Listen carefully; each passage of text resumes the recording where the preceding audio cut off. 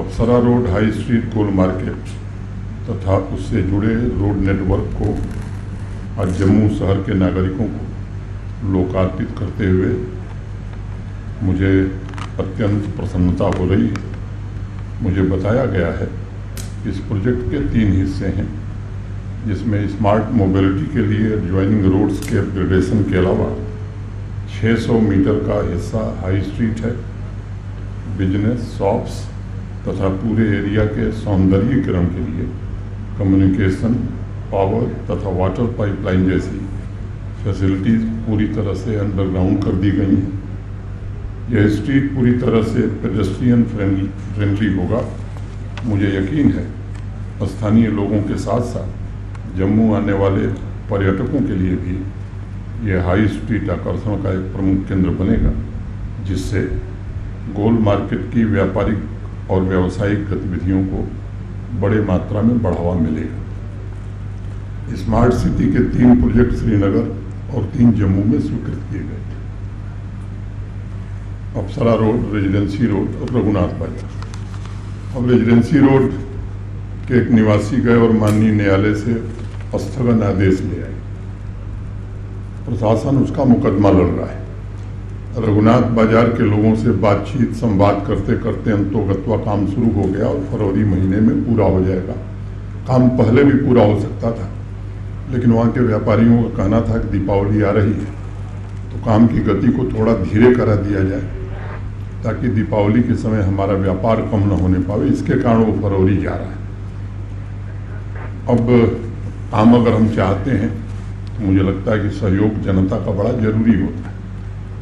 जिस दिन laser show का उद्घाटन हुआ था उस दिन एक बात मैंने कही थी, आज मैं उसे दोहराना चाहता हूँ। महाभारत का प्रसंग आप में से अनेक लोगों को ध्यान में होगा। पांडव के 4 भाई मृतप्राय हो गए थे। युधिष्ठिर गए और यक्ष से उन्होंने कहा कि भाई मेरे भाइयों को क्यों मार दिया और कैसे जिंदा हुए। तो यक्ष ने कहा कि मैं 5 प्रश्न पूछूंगा, अगर इसका सही उत्तर दे दोगे तो तुम्हारे भाइयों को जिंदा कर दिया जाएगा। तो मैं 5 प्रश्नों का जिक्र नहीं करूंगा, क्योंकि बड़े कठिन प्रश्न माने जाते हैं यक्ष प्रश्न। एक प्रश्न युधिष्ठिर से पूछता है यक्ष, किम आश्चर्य, आश्चर्य क्या है। तो युधिष्ठिर ने कहा कि एक आदमी दूसरे आदमी को मरते हुए देखता है फिर भी जीने की इच्छा रखता है, इससे बड़ा आश्चर्य और क्या हो सकता है। अगर यक्ष मुझसे आज सवाल करता किम आश्चर्य, तो मैं यही कहता कि जम्मू और कश्मीर में भी प्रोजेक्ट टाइमलाइन के भीतर पूरा होने लगे हैं, इससे बड़ा आश्चर्य और कुछ हो नहीं सकता है। साथियों, जम्मू स्मार्ट सिटी के तहत अभी राहुल यादव जी ने बताया है, पूरे किए गए 85 प्रोजेक्ट्स हैं। अध्यात्म एवं संस्कृति के केंद्र इस शहर के सकारात्मक बदलाव को आगे बढ़ाया है और हर इलाके में सफलता की एक नई कहानी लिखी जा रही है। अभी रणवीर कैनाल के ब्लू ग्रीन प्रोजेक्ट पर काम चल रहा है। मैंने कुछ तस्वीरें देखी।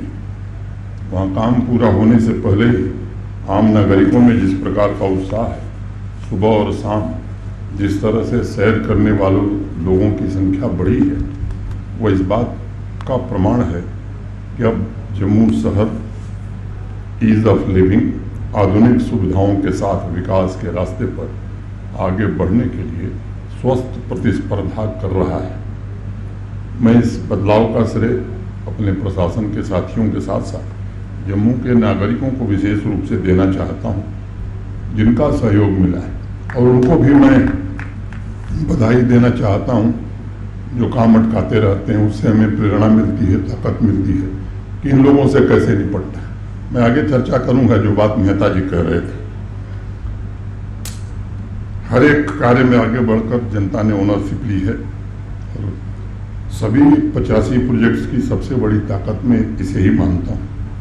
अभी 39 प्रोजेक्ट्स पर काम चल रहा है, इसमें garbage transfer station, canal road से तालाब टिल्लो का कंप्लीट स्ट्रीट डेवलपमेंट, बाऊ फोर्ट के अप्रोच रोड का ब्यूटिफिकेशन जैसे अनेक प्रोजेक्ट शामिल हैं।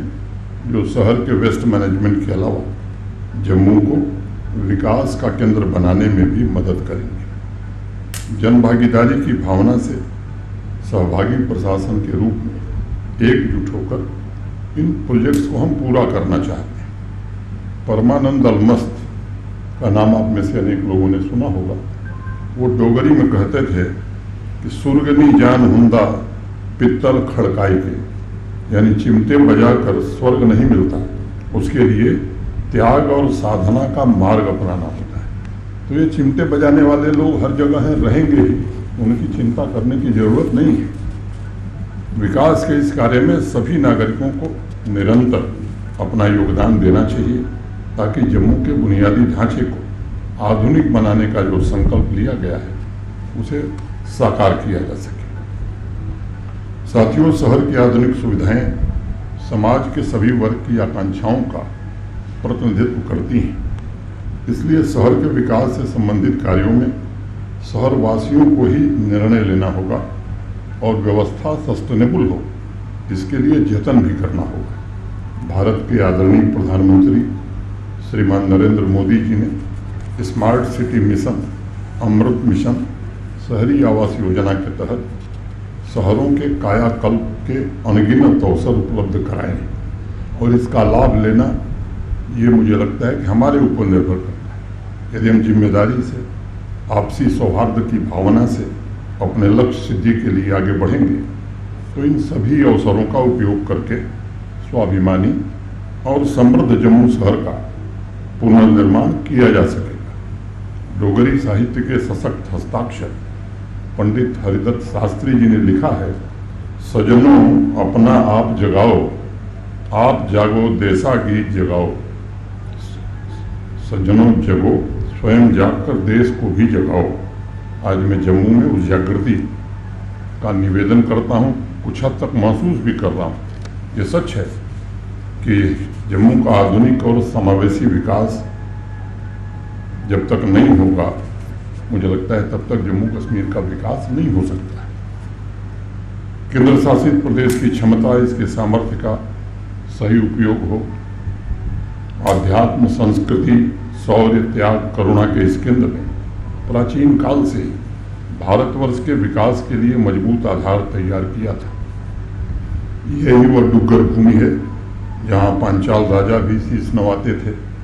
इस जमीन ने तारीख में आर्थिक सामाजिक वैभव के शिखर को छुआ था और इसलिए पिछले 3 वर्षों में ये चुनौती थी, लंबे समय का जो फासला है, उपेक्षा के शिकार हुए लोगों को प्राचीन काल से ये जो स्वर्ग कहा जाता था, इसका पुराना गौरव और पुराना स्वरूप कैसे लौटाया जाए।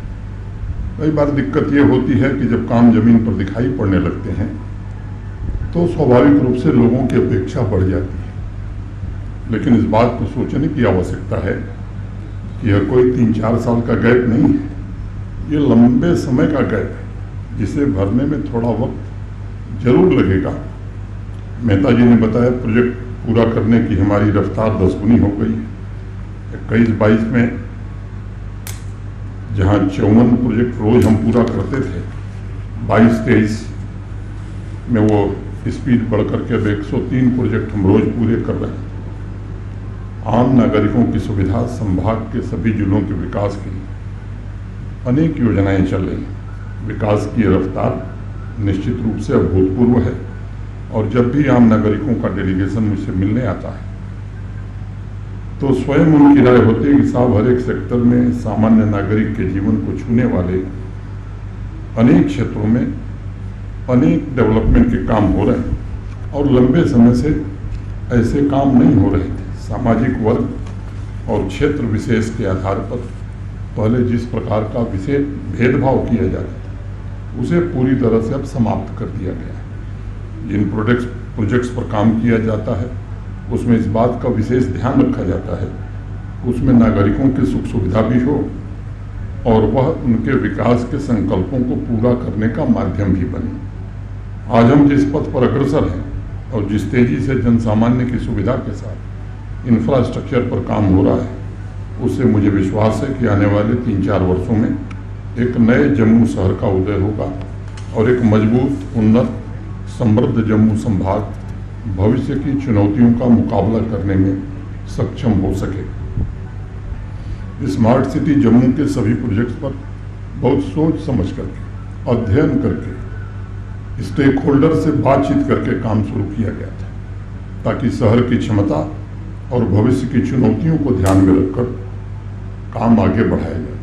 अनेक अवसरों में आप लोगों से संवाद के दौरान मुझे बताया गया कि साहब, प्रदूषण और मोबिलिटी ये बड़ी चुनौती है जम्मू शहर, उसका समाधान भी शीघ्र कर दिया जाएगा।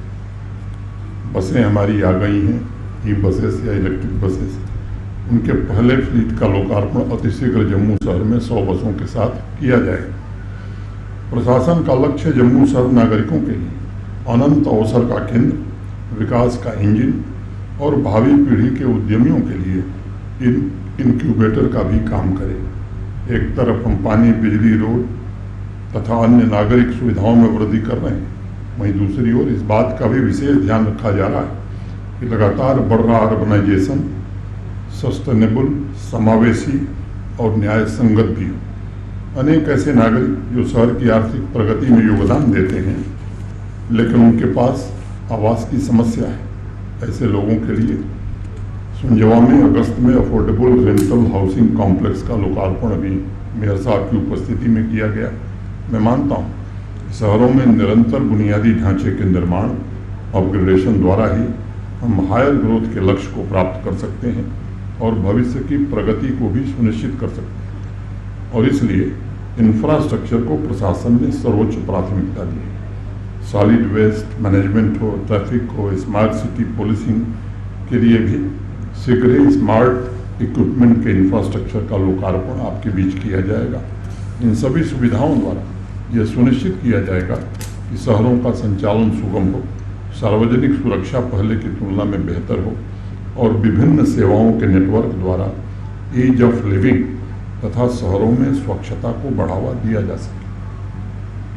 मेरे पूर्व में जिक्र हुआ है Tawi riverfront, heritage conservation, Mubarak Mandi से रघुनाथ बाजार के कंप्लीट स्ट्रीट डेवलपमेंट एवं वाटर बॉडीज के रिजर्वेशन से जुड़े अनेक ऐसे प्रोजेक्ट हैं जो नई सामाजिक व्यवस्था का निर्माण करेंगे और उससे जम्मू शहर की सांस्कृतिक समृद्धि भी सशक्त होगी। लेकिन इंफ्रास्ट्रक्चर तो तैयार कर देते हैं हम सब, लेकिन उसके बाद वो इंफ्रास्ट्रक्चर हमारे इस्तेमाल के लिए है, इस बात का ध्यान हमें भी रखना चाहिए। मेरे पास कई उदाहरण, मैं आज इस शुभ अवसर पर उसको उद्धृत नहीं करना चाहता, लेकिन मैं सबसे निवेदन करना चाहता हूँ कि ये हमारे लिए बना हुआ इंफ्रास्ट्रक्चर, इसका उपयोग हम ही करने वाले हैं। इसलिए हमारी भी जिम्मेदारी है कि इस इंफ्रास्ट्रक्चर के रखरखाव में ये बेहतर ढंग से रहे। हम जरूर अपना योगदान दें। बागे बहू में दिन के अलावा शाम के लेजर शो में भी काफ़ी भीड़ आ रही है। जम्मू जू आने वाले दिनों में आकर्षण का एक बड़ा केंद्र होगा और मुझे लगता है वैष्णो देवी, माँ वैष्णो देवी का दर्शन करके लौटने वाले अधिकांश लोग जम्मू जू का भी दर्शन करें। दक्षिण भारत के लोग तो अब तिरुपति बालाजी के मंदिर में आने लगे हैं। लगभग 6,000-7,000 प्रतिदिन भक्त वहाँ आ रहे हैं और शनिवार रविवार को संख्या 9,000-10,000 पहुँच जा रही है। स्वाभाविक रूप से इसके कारण जम्मू की अर्थव्यवस्था भी मजबूत होगी और रोजगार के अवसर भी बढ़ेंगे। मस्ट विजिट जू, ऐसी व्यवस्था आने वाले समय में प्रशासन करना चाहता है। साथियों, ये सच्चाई है कि दुनिया का कोई भी शहर जब व्यवस्थित होता है तब कला, संगीत, नृत्य, साहित्य की समृद्ध विरासत को भी नया जीवन मिलता है। क्योंकि मैं मानता हूँ कि संस्कृति की जड़ें समाज में ही होती हैं। स्मार्ट सिटी जम्मू के अनेक ऐसे प्रोजेक्ट्स हैं जो यहाँ की स्थानीय कलाओं, पुरानी परंपराओं के विकास, उनके प्रचार प्रसार का अवसर प्रदान करेंगे। सार्वजनिक परामर्श से तथा सहभागी प्रशासन द्वारा इनका प्रचार प्रसार एवं उपयोग करने पर विशेष ध्यान दिया जाए, इसकी व्यवस्था भी सुनिश्चित कराई जा रही है। आज हम एक ऐसे समय में जी रहे हैं जो परिवर्तन और अवसर का युग है।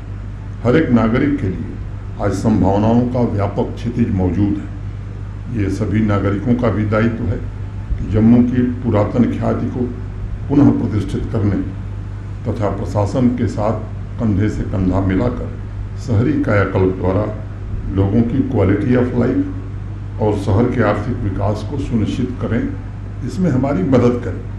साथियों, जहां जम्मू की चर्चा हो वहां कोई भी कार्यक्रम मुझे लगता है श्रीमती पद्मा सचदेव को श्रद्धांजलि के बिना पूरी नहीं हो सकती। अपनी कविता के माध्यम से पद्मा जी ने कहा था, वह जहां भी गई जम्मू हमेशा उनके मन में के भीतर जीवित था। उनकी एक डोगरी कविता की एक लाइन है, निकड़े फंगड़ू उच्ची उड़ान जाइए थमना किया समान। अर्थात पंख छोटे हैं, उड़ान ऊंची है, आसमान कैसे छुआ जाए। हमें एकता की ताकत से विकसित भारत के लक्ष्य को लेकर पूरी शक्ति, साहस और धैर्य के साथ एकजुट होकर के काम करना होगा। हमें मन की संकीर्णता को समाप्त करके जम्मू कश्मीर के कल्याण और देश के कल्याण के लिए स्वयं आगे आना होगा। तभी हमारी जो छोटी उड़ान है वो ऊंची हो सकती है। पीछे मेयर साहब ने मुझसे कहा कि साहब ओल्ड एज पेंशन और विडो पेंशन की बड़ी समस्या है। उसकी गहराई में हम सब गए और आज मुझे बताते हुए प्रसन्नता है कि जो एलिजिबल है लगभग सबके पेंशन का इंतजाम कर दिया गया। कोई पेंडेंसी जम्मू शहर में नहीं रह गई। अब जो एलिजिबल नहीं, अपने को खुद वो भी चाहते हैं कि हमारा हमको भी पेंशन मिले, तो ऐसी व्यवस्था अब यहाँ नहीं है। जो एलिजिबल नहीं उसे नहीं मिल सकता। अगर कोई बचा खुचा हो तो मैं सार्वजनिक मंच से कहना चाहता हूँ, वो डीसी जम्मू के दफ्तर में जाए, 24 घंटे में उसकी पेंशन स्वीकृत हो जाएगी, 48 घंटे नहीं लगेंगे। तो ये इस तरह की व्यवस्था बनाने की कोशिश की गई है और मैं प्रशासन के अपने सभी सहयोगियों का आभारी। जो काम उन्हें दिया जाता है वो बड़ी जिम्मेदारी से, तत्परता से और जनता के हित के जो फैसले हैं वो सर्वोच्च प्राथमिकता के आधार पर किए जाते हैं। मैं स्मार्ट सिटी के अध्यक्ष चेयरमैन रमेश जी, इसके सीईओ राहुल यादव जी और उनकी पूरी टीम को विशेष रूप से बधाई देना चाहता हूं और उम्मीद करता हूं कि रघुनाथ बाजार का उद्घाटन भी जल्दी चल करके हम लोग करेंगे। मैं यहाँ के व्यापारी भाइयों को एक बात आश्वस्त करना चाहता हूँ कि सामान्य आदमी, सामान्य व्यापारी के हित में जो भी फैसला लेना होगा वो जम्मू कश्मीर प्रशासन को कोई अहम नहीं। 24 घंटे आपके लिए दरवाजे खुले हैं। आपका कोई भी जायज़ काम होगा, मैं आपको भरोसा देता हूँ कि वो काम निश्चित रूप से होगा। अब कुछ विशेष लोगों के लिए तो दिक्कत है और आगे भी रहेगी, क्योंकि जो व्यवस्था चली उस व्यवस्था को अब यहाँ चलने नहीं दिया जा सकता है, क्योंकि उस व्यवस्था ने शोषण पैदा किया, समाज में विभेद पैदा किया और कुछ चंद लोगों को उस व्यवस्था का लाभ मिलता था। हमारी प्राथमिकता में जम्मू कश्मीर के 1 करोड़ 30 लाख लोग हैं, सबको लाभ मिले, ये हमारी प्राथमिकता है। कुछ खास लोगों को लाभ मिले, मैं समझता हूँ वो जमाना लद गया है। और जब तक भारत के प्रधानमंत्री नरेंद्र मोदी जी हैं, गरीब आदमी सर्वोच्च प्राथमिकता पर होगा, सामान्य व्यक्ति सर्वोच्च प्राथमिकता पर होगा, वही हमारी नीति है। और मैं समझता हूँ कि अच्छा शासन वही है जिस शासन में गरीबों का, वंचितों का, कमजोर लोगों का और सामान्य आदमी का विशेष रूप से ध्यान रखा जाए। तो मैं आप सबको एक विनम्रतापूर्वक के बात कहना चाहता हूँ कि आपको जब भी कोई लगता है जम्मू शहर की कोई विशेष समस्या है, आपका स्वागत है, जरूर बताइए और पूरी ईमानदारी से हम सब कोशिश करेंगे कि आपकी समस्याओं का समाधान हो। आने वाले समय में जो प्रोजेक्ट पूरे होंगे उससे जम्मू शहर जरूर स्मार्ट सिटी बनेगा, लेकिन स्मार्ट सिटी तभी रह सकता है जब वहाँ के नागरिक भी स्मार्ट बने। अब शहर स्मार्ट हो गया, स्मार्ट सिटी प्रोजेक्ट में बना दिया और नागरिक अगर स्मार्ट नहीं होंगे तो मुझे लगता है कि लंबे समय तक वो नहीं चल सकता है। और इसलिए मेरा अनुरोध है, अधिकारों के साथ साथ भारत का संविधान हमें अपने कर्तव्यों के बारे में भी सचेत करता है। अधिकार की बात जरूर करनी चाहिए, लेकिन कर्तव्यों के प्रति भी थोड़ा आग्रह अगर रखेंगे तो मुझे लगता है कि अच्छी स्थिति हो सकती है। मैं फिर से आप सबको हृदय की गहराइयों से साधुवाद देते हुए और देर रात तक अब जिस जो नाम है इस मार्केट का अप्सरा मार्केट, कोई अन्यथा न ले, तो अब अप्सरा जैसे ये मार्केट लगने लगी है। मैं अंत में कह के अपनी बात पूरी करता हूँ। धन्यवाद। जय हिंद।